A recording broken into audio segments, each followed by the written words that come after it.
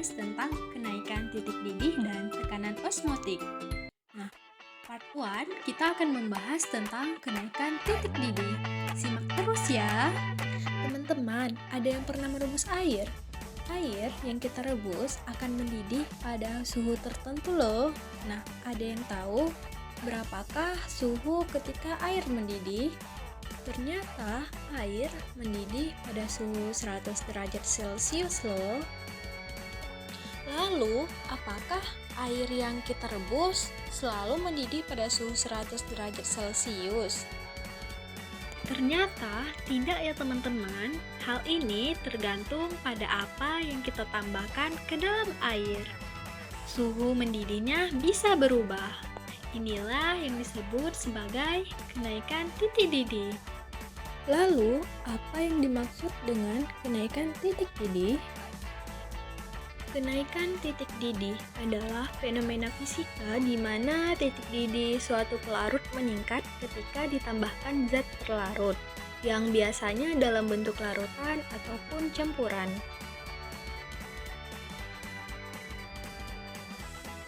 Misalnya pada larutan air garam dan air murni.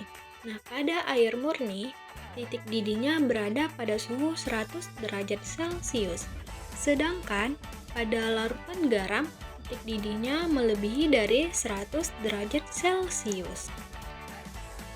Kenaikan titik didih bisa dihitung dengan rumus berikut, di mana delta TB sama dengan TB larutan tambah TB pelarut, atau delta TB sama dengan KB dikali M, di mana delta TB adalah kenaikan titik didih, KB adalah tetapan titik didih, sedangkan M adalah molalitas.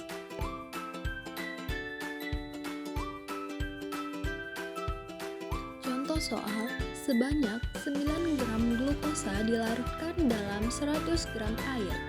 Hitung titik didih larutan yang terjadi jika diketahui mR glukosa sama dengan 180 dan tetapan kenaikan titik didih air 0,52 derajat Celcius. TB air sama dengan 100 derajat Celcius. Penyelesaiannya yang pertama yang diketahui itu mR dari zat terlarut adalah 180. Sedangkan massa zat terlarutnya yaitu 9 gram dan massa zat pelarut berupa air yaitu 100 gram.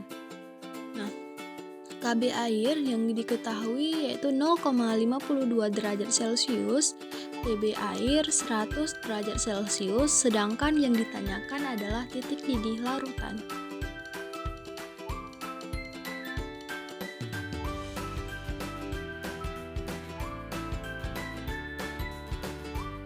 Langkah pertama, hitung molalitas zat terlarut dengan rumus yaitu molalitas atau M sama dengan jumlah mol zat terlarut per massa zat terlarut dalam kilogram, atau massa zat terlarut dalam gram per mR zat terlarut dikali 1000 per massa zat terlarut dalam gram, di mana kita ketahui bahwa zat terlarutnya mR-nya sama dengan 180, masanya 9 gram, dan massa zat pelarutnya berupa air sama dengan 100 gram.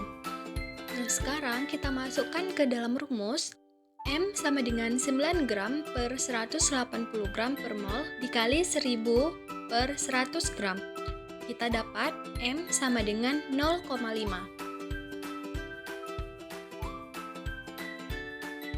Langkah kedua, kita hitung kenaikan titik didih dengan rumus delta TB sama dengan TB larutan dikurang dengan TB pelarut, atau delta TB sama dengan KB dikali M.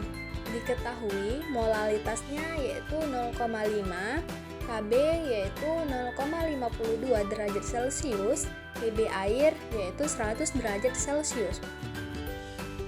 Sekarang kita masukkan ke dalam rumus delta TB sama dengan 0,52 dikali 0,5 sama dengan 0,26 derajat Celcius. Delta TB sama dengan TB larutan kurang TB pelarut. Nah, delta TB kita udah dapat 0,26 derajat Celcius. Jadi, kita masukkan ke dalam rumus 0,26 derajat Celcius sama dengan TB larutan kurang 100 derajat Celcius. 0,26 derajat Celcius tambah 100 derajat Celcius sama dengan TB larutan. TB larutan sama dengan 100,26 derajat Celcius.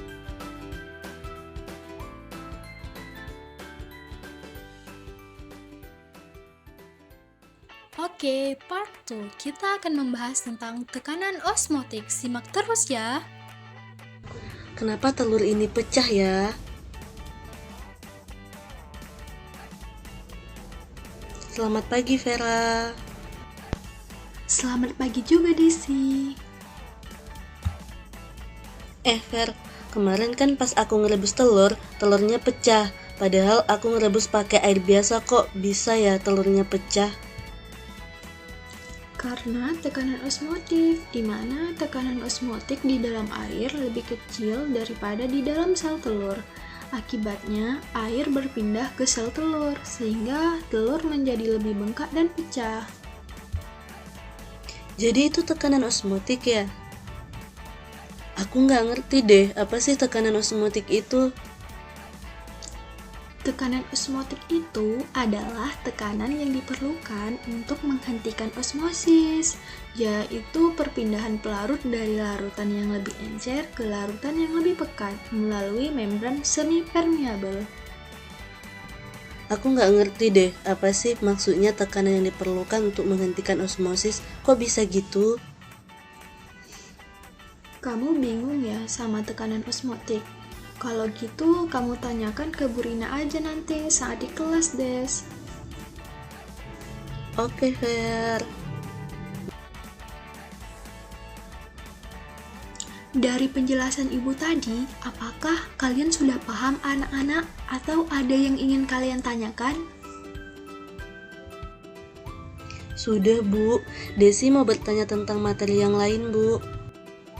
Silahkan, Desi. Begini, Bu. Saya bingung, Bu, tentang tekanan osmotik itu apa sih, Bu, dan bagaimana prosesnya? Tekanan osmotik adalah tekanan yang terjadi pada dinding semi-permeabel. Hah? Dinding semi-permeabel itu gimana, Bu? Oke, Desi, kamu masih bingung ya? Ibu akan menunjukkan video tentang tekanan osmotik biar kamu paham ya. Iya, Bu. Terima kasih banyak, Bu. Sama-sama, Desi. Oh iya, video Ibu kirim aja ya ke WA-mu, karena Ibu tidak bisa lama-lama. Ada jadwal mengajar di kelas lain. Iya, Bu. Teman-teman, coba perhatikan gambar berikut. Pada gambar di bawah ini terdapat tabung berbentuk huruf U yang telah diisi air di kedua sisinya. Di tengah tabung tersebut terdapat membran yang dapat ditembus oleh air, namun tidak dapat ditembus oleh molekul gula.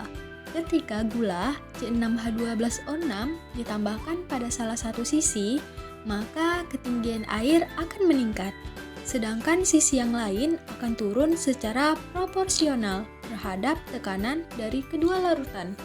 Hal ini dikarenakan pergerakan air murni dari sisi tanpa gula ke sisi yang berisi gula. Proses ini akan berhenti ketika tekanan air dan air gula kedua sisi bernilai sama. Tekanan inilah yang disebut sebagai tekanan osmotik. Nah, apa itu tekanan osmotik? Nah, tekanan osmotik adalah tekanan luar yang diberikan pada larutan untuk menghentikan proses osmosis larut ke dalam larutan melalui membran semi-permeabel. Osmosis merupakan peristiwa bergeraknya partikel berupa molekul atau ion dari suatu larutan yang lebih encer atau pelarut murni ke larutan yang lebih pekat melalui dinding semi-permeabel. Besarnya tekanan osmotik diukur dengan alat osmometer. Tekanan osmotik memiliki rumus yaitu I sama dengan M dikali R dikali T, di mana I adalah tekanan osmotik, M adalah konsentrasi molar, R adalah tetapan gas ideal dan T adalah suhu dalam Kelvin.